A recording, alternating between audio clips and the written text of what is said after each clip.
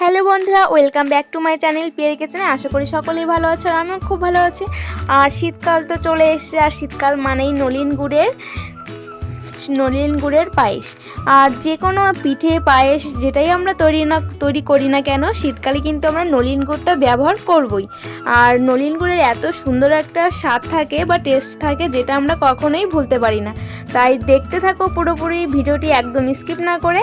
তো আজকে আমি গোবিন্দভোগ চাল দিয়ে নলেন গুড়ের পায়েস তৈরি করব। তো চলো শুরু করা যাক রেসিপিটি।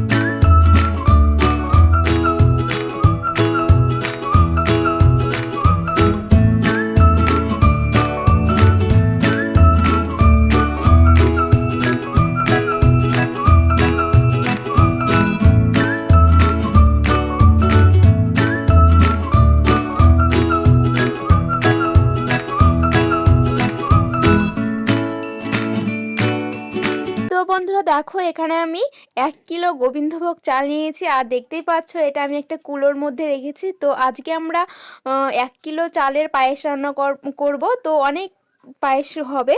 তো দেখতেই পাচ্ছ, এখানে 1 কিলো চাল নিয়েছি। আর এখানে এই চালটা কিন্তু একদম মানে পরিষ্কার করা আছে। আর যারা এখন আমার চ্যানেলটিকে সাবস্ক্রাইব করেনি, তাদেরকে বলছি অবশ্যই আমার চ্যানেলটিকে সাবস্ক্রাইব করে দিয়ে পাশে থাকা বেল আইকনটি ক্লিক করে নোটিফিকেশনটা অন করে দাও, যাতে পরবর্তী কোনো ভিডিও আপলোড করলে শীঘ্রই নোটিফিকেশনটা তোমাদের কাছে পৌঁছে যায়।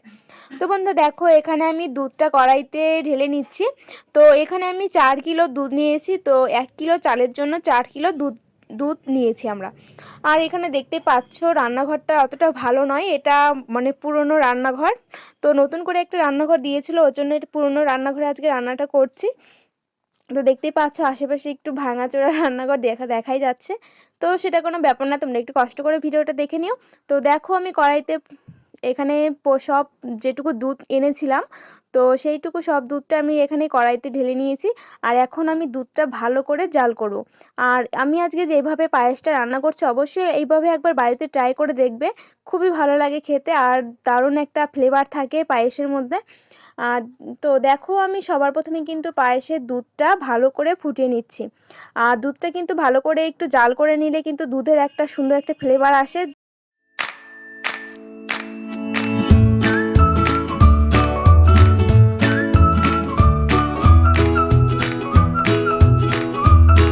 একসঙ্গে জাল করে নেয়, কিন্তু আমি আজকে প্রথমে পায়েসের দুধটা ভালো করে জাল করে তারপর আমি পায়েসের চালটা আলাদা করে রান্না করব।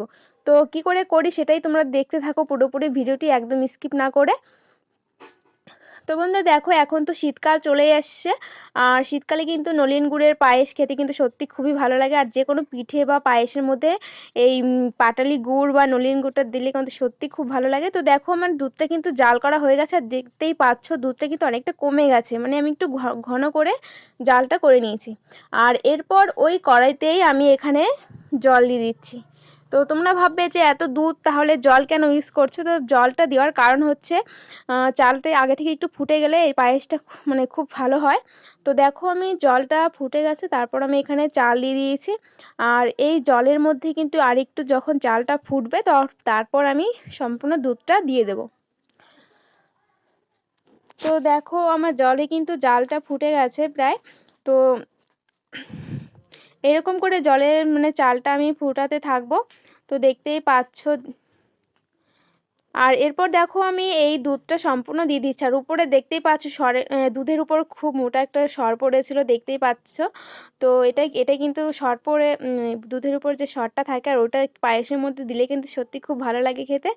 ওই জন্যই আমি আগে থেকে দুধটা একটু ভালো করে জাল করে নিই, যাতে দুধের একটা ভালো একটা সেন্ট মানে থাকে।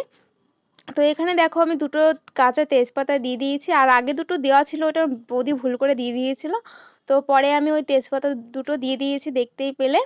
তো এখন আমি পায়েসটা রান্না করব। তো এখন আমি ফুল স্পিডে এখন রান্নাটা করছি। তো তোমাদেরকে দেখিয়ে দিয়েছি চালটা কীরকম হয়েছে।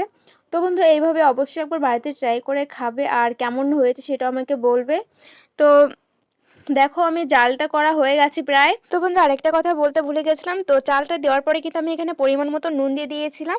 পায়েসটা প্রায় হয়ে এসছে। এর আগে আমি দেখো চালটা যখন ফুটে গেছে, একটু বাকি থাকবে চালটা ফোটার জন্য, তো তখন আমি পায়েসে চিনিটা দিয়ে দিয়েছি। তো এখানে কিন্তু আমি দেখতেই পেলে সবুজ সবুজ কালারের একটা ছোট প্লাস্টিকের বাটি ছিল, ওই বাটির আমি 4 থেকে 5 বাটি চিনি দিয়েছি। আর এখন দেখো আমার পায়েসটা প্রায় হয়ে এসছে। আর এখন দেখতেই পেলে আমি একটা কাচের বয়ামে ঝোলা গুড়টা ছিল, মানে নলেন গুড়টা ছিল, সেটা কিন্তু একদম দানা পড়ে গিয়েছিল, ওর জন্য আমি নামাতে পারিনি। তো তারপর আমি একটা চামচের সাহায্যে আমি নলেন গুড়টা দিয়ে দিয়েছি পুরো পায়েসের মতো দেখতে, মানে এটা নামিয়ে দেখাতে তোমাদেরকে পারলাম না। তো এটা আমি একটা চামচের সাহায্যে ঝুলাগড়টা দিয়ে দিয়েছি। আর এটা একটু কম ছিল ঝুলাগড়, ওর জন্য বেশি কালার হয়নি। তো দেখো আমার পায়েসটা কিন্তু একদম পুরোপুরি রেডি হয়ে গেছে। তো ভিডিওটি কেমন লেগেছে অবশ্যই আমাকে কমেন্টে বলবে। আর ভিডিওটি যদি ভালো লেগে থাকে অবশ্যই প্লিজ বন্ধুরা চ্যানেলটিকে সাবস্ক্রাইব করে দিও এবং পাশে থাকা বেল আইকনটি ক্লিক করে নোটিফিকেশন অন করে দিও। আর অনেক অনেক লাইক কমেন্ট শেয়ার করে দিও। আর আমার চ্যানেলে যে বন্ধুগুলো আছে তাদেরকে বলছি অবশ্যই ভিডিওগুলি দেখে অবশ্যই আমাকে কমেন্ট করবে, নাহলে কি করে বুঝবো যে আমার ভিডিওগুলি তোমাদের ভালো লাগছে। তো প্লিজ ভিডিওগুলি দেখে অবশ্যই কমেন্ট করতে একদম ভুলবে না।